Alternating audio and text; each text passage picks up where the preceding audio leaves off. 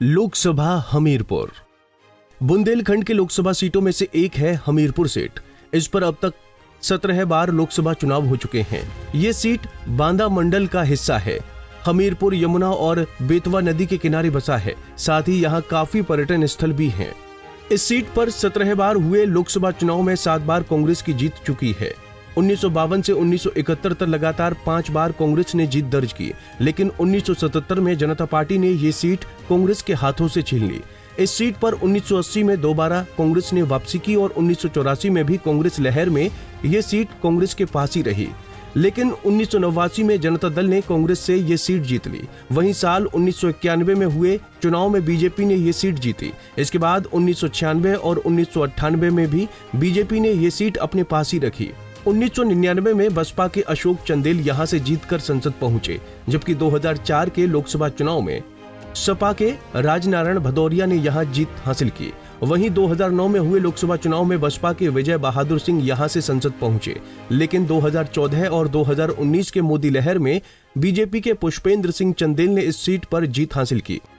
इस लोकसभा क्षेत्र में 5 विधानसभा सीटें आती हैं, जिनमें हमीरपुर जिले की हमीरपुर, राठ, जबकि महोबा जिले की महोबा, चरखारी और बांदा जिले की चिंदवारी विधानसभा सीटें शामिल हैं। लोकसभा क्षेत्र हमीरपुर, जिला हमीरपुर, विधानसभा हमीरपुर राठ, जिला महोबा, विधानसभा महोबा चरखारी, जिला बांदा, विधानसभा तिंदवारी। 2022 के विधानसभा चुनाव में इनमें से यहां सभी सीटों पर बीजेपी ने जीत दर्ज की थी। सपा, बसपा समेत दूसरे क्षेत्रीय दलों का यहां से सुपड़ा साफ हो गया था। साल 2019 के लोकसभा चुनाव में हमीरपुर सीट पर मतदाताओं की कुल संख्या 17,38,107 थी, जिनमें पुरुष मतदाताओं की संख्या 9,47,611 थी, जबकि महिला वोटरों की संख्या 7,90,451 थी। वहीं ट्रांसजेंडर वोटरों की संख्या 45 रही। एक नजर 2019 में हुए लोकसभा चुनाव के मतदाताओं की संख्या पर। कुल मतदाता 17,38,107, पुरुष मतदाताओं की संख्या 9,47,611 है। महिला मतदाताओं की संख्या 7,90,451, ट्रांसजेंडर की संख्या 45।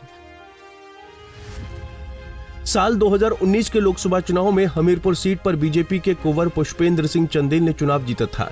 चंदेल ने बसपा प्रत्याशी दिलीप कुमार सिंह को चुनाव हराया था। पुष्पेंद्र चंदेल को कुल 5,75,122 वोट मिले थे, जबकि बसपा प्रत्याशी दिलीप कुमार सिंह को कुल 3,26,470 वोट मिले थे। वहीं तीसरे नंबर पर कांग्रेस प्रत्याशी प्रीतम सिंह लोधी रहे, जिन्हें कुल 1,14,534 वोट पड़े थे। हमीरपुर लोकसभा सीट पर 2014 में हुए चुनाव पर नजर डालें तो इस सीट पर बीजेपी के कुंवर पुष्पेंद्र सिंह चंदेल ने चुनाव जीता था। चंदेल ने सपा प्रत्याशी विशंबर प्रसाद निषाद को हराया था। पुष्पेंद्र चंदेल को कुल 4,53,884 वोट मिले थे, जबकि विशंबर प्रसाद निषाद को कुल 1,87,096 वोट मिले थे। वहीं तीसरे नंबर पर बसपा के राकेश कुमार गोस्वामी रहे।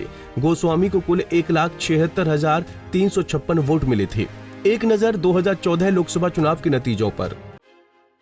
अब एक नजर साल 2009 के लोकसभा चुनाव के आंकड़ों पर डालें तो इस सीट पर बसपा ने जीत दर्ज की थी।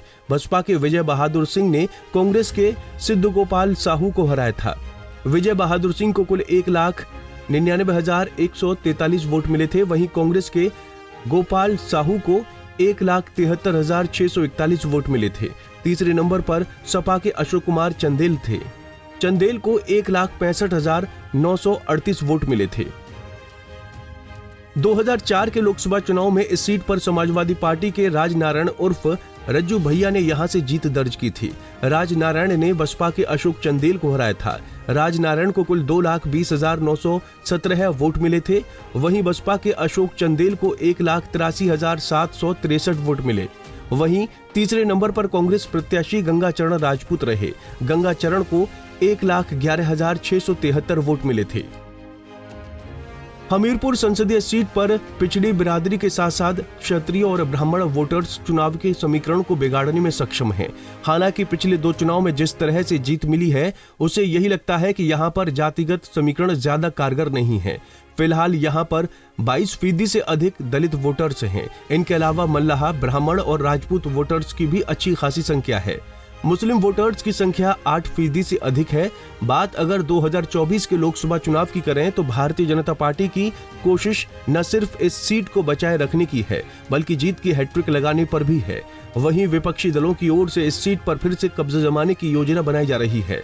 समाजवादी पार्टी ने इस सीट पर अपने उम्मीदवार के नाम का ऐलान कर दिया। पार्टी ने चरखी दादरी से पूर्व विधायक के पुत्र अजेंद्र सिंह राजपूत को प्रत्याशी घोषित किया है, तो वहीं बीजेपी ने फिर से पुष्पेंद्र सिंह चंदेल पर भरोसा जताया है। Bureau report, Punjab Kesari TV.